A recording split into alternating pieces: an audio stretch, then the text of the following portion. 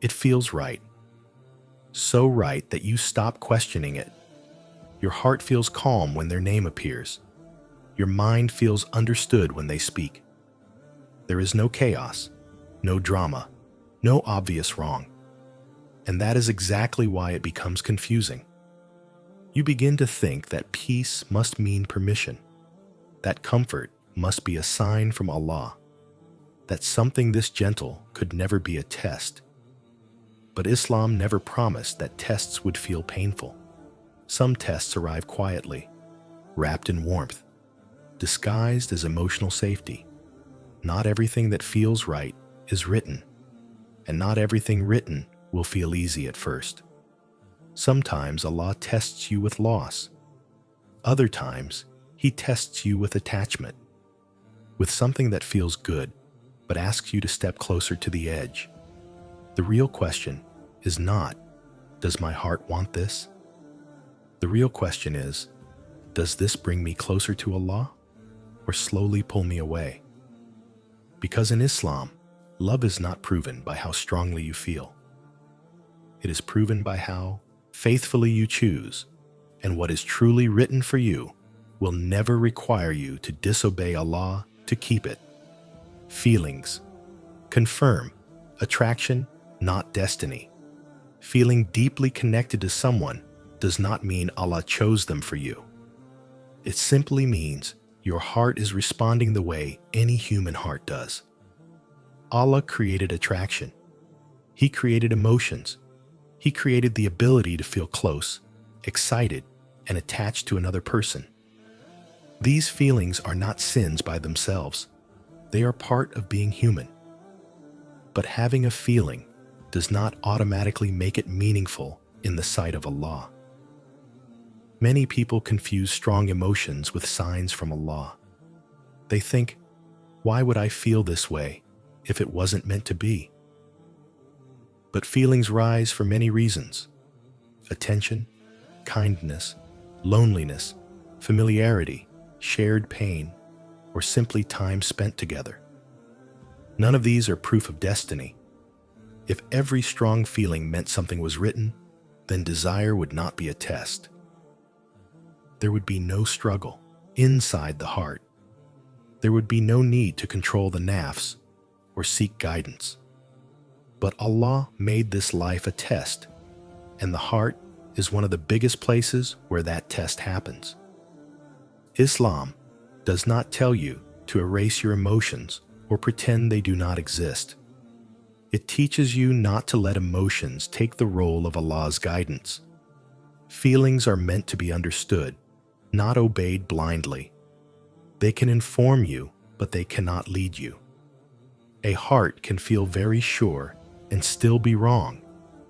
That is why Islam teaches us to check our feelings against what Allah allows. When guidance and emotions agree, there is peace.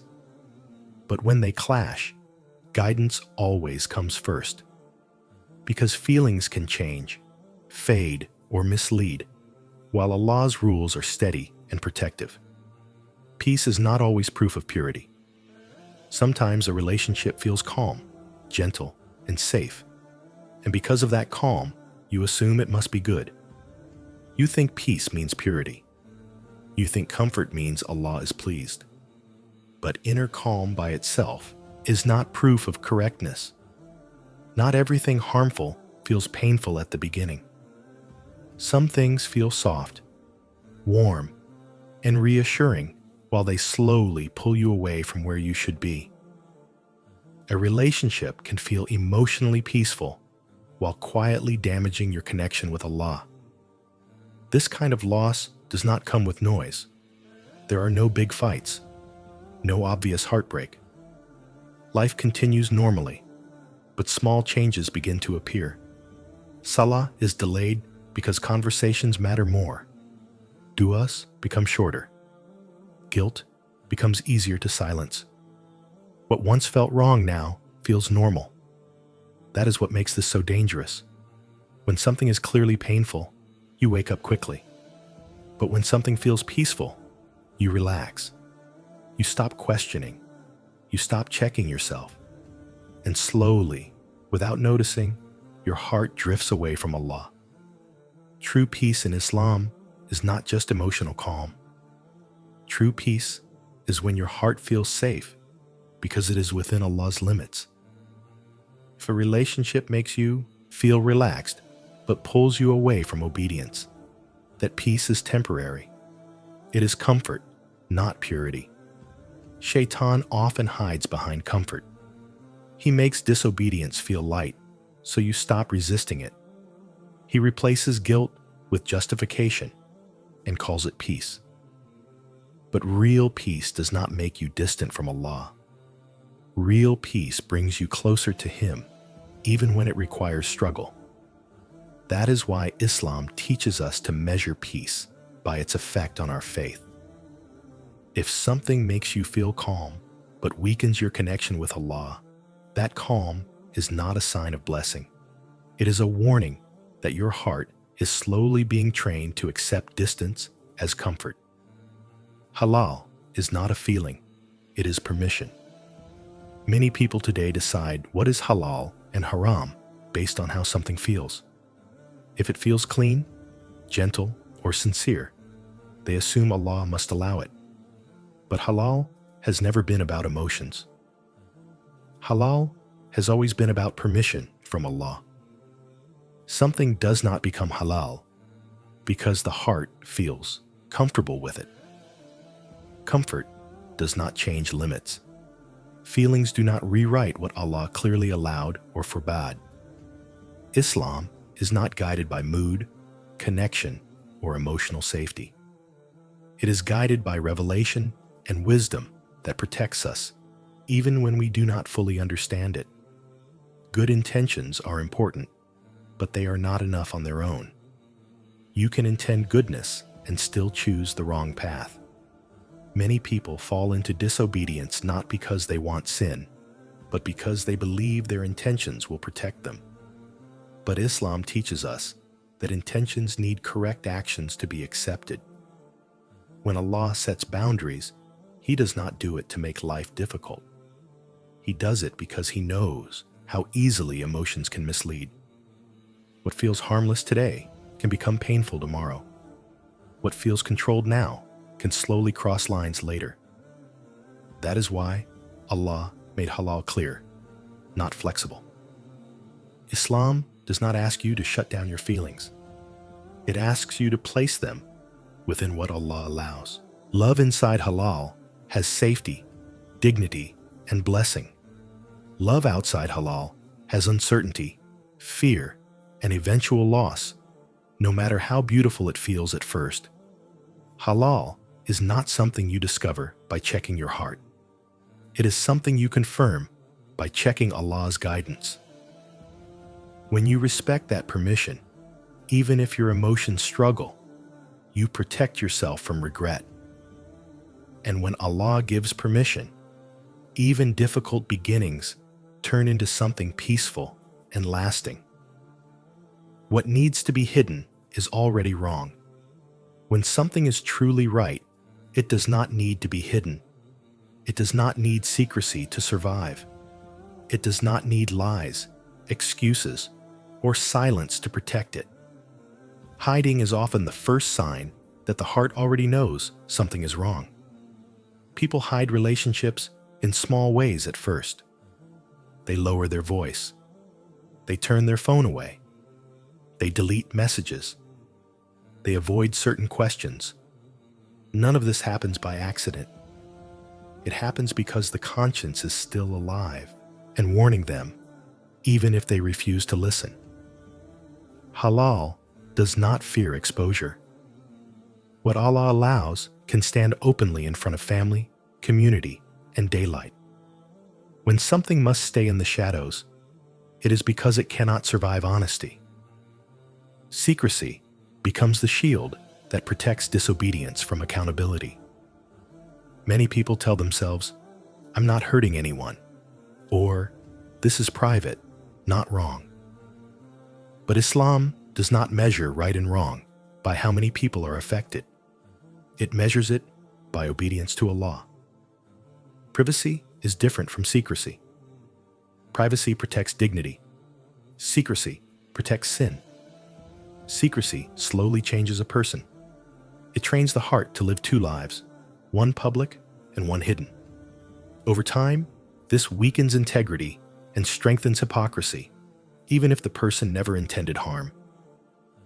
What starts as hiding a conversation ends with hiding choices, then hiding distance from Allah. Anything that requires you to constantly hide from those you respect, especially from Allah, is not bringing you closer to peace. Real purity does not need darkness.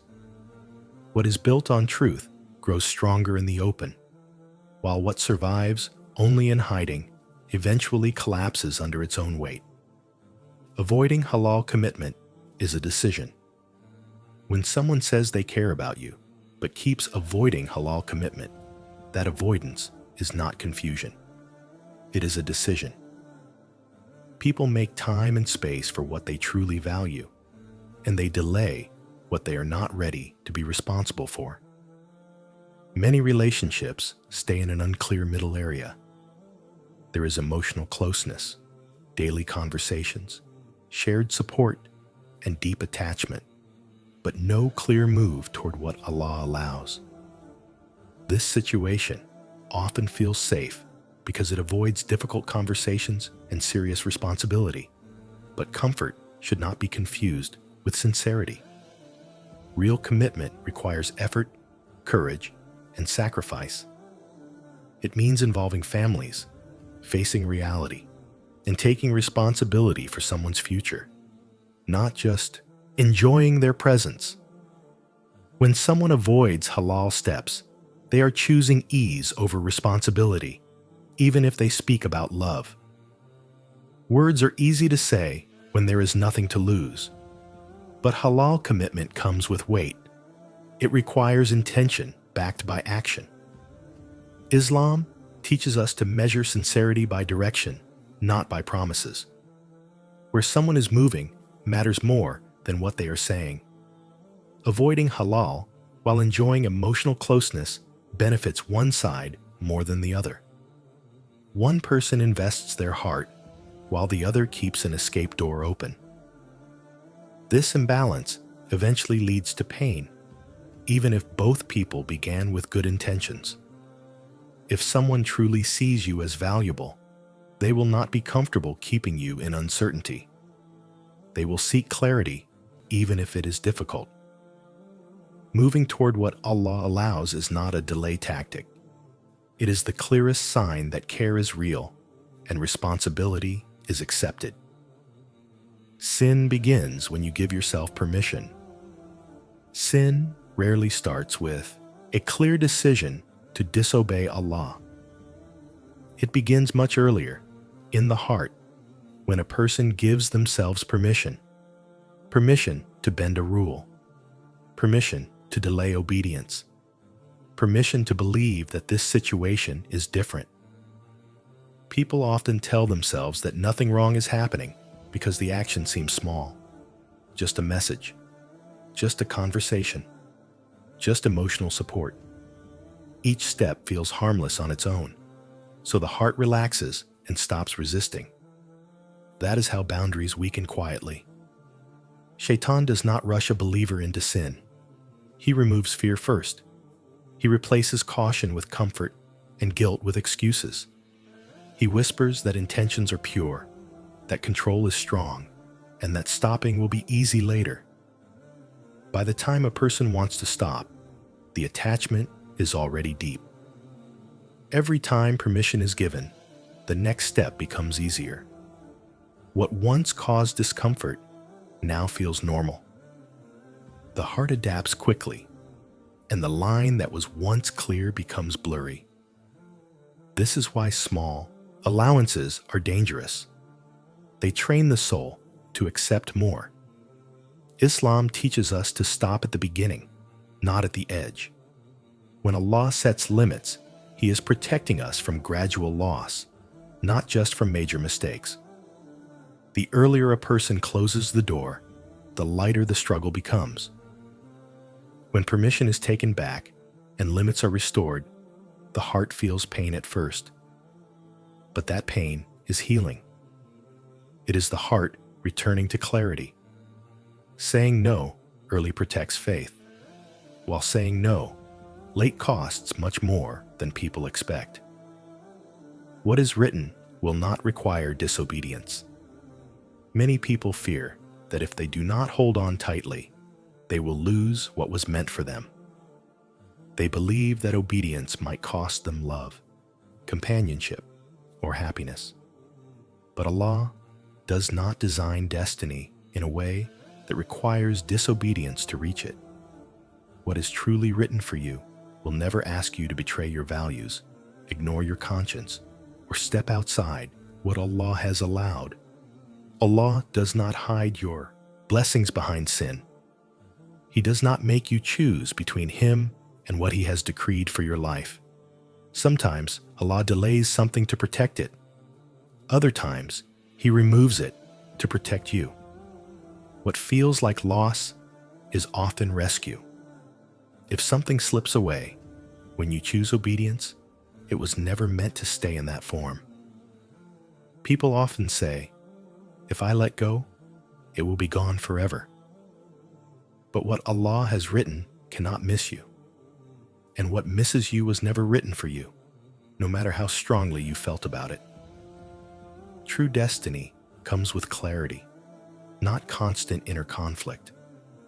It may require patience, effort, and trust, but it doesn't demand disobedience. When Allah is guiding something toward you, the path aligns with faith, not against it. Trusting this truth brings peace to the heart. You stop forcing what is not meant to be and stop fearing obedience. You learn that choosing Allah never ruins your future. It protects it. Walking away for Allah is never a loss. Walking away from something that feels right is one of the hardest tests of faith. The heart resists. The mind remembers the good moments. The pain feels unfair, especially when the attachment felt sincere. But in Islam, sacrifice is never measured by how easy it feels. It is measured by who it is for. When someone walks away for Allah, they are not choosing emptiness. They are choosing trust. They are saying that Allah's wisdom is greater than their emotions, even when their emotions feel overwhelming. That choice is heavy, but it is honorable. Allah never ignores a sacrifice made for His sake. What you leave behind does not disappear without meaning. It either returns in a better form or is replaced by something safer and more lasting. Sometimes the replacement is a person. Sometimes it is peace. Sometimes it is strength you did not have before. The pain of walking away is temporary, but the protection lasts. Many people look back and realize that what they thought would destroy them was actually what saved them. At the moment of loss, it feels like punishment. With time, it reveals itself as mercy. Walking away also rebuilds self-respect and faith. You learn that your heart is capable of choosing Allah, even when it hurts. That realization alone changes a person. It creates a deeper connection with Allah and a stronger sense of purpose. In the end, loss for Allah is never real loss. What is truly lost is only what pulls you away from Him.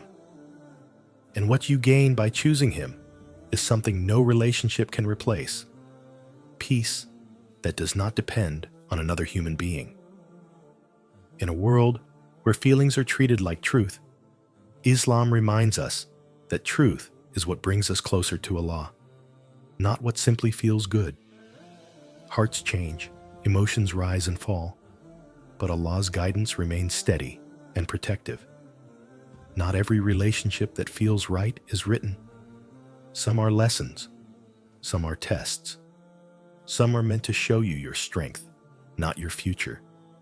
What matters is not how deeply you felt, but how faithfully you chose. When you place Allah above your emotions, you do not lose love. You learn how to love correctly. You learn that peace does not come from holding on to people, but from standing firmly within Allah's boundaries. Trust Allah with your heart, even when it hurts, because the one who created your heart knows exactly what it needs, when it needs it, and who truly belongs in it.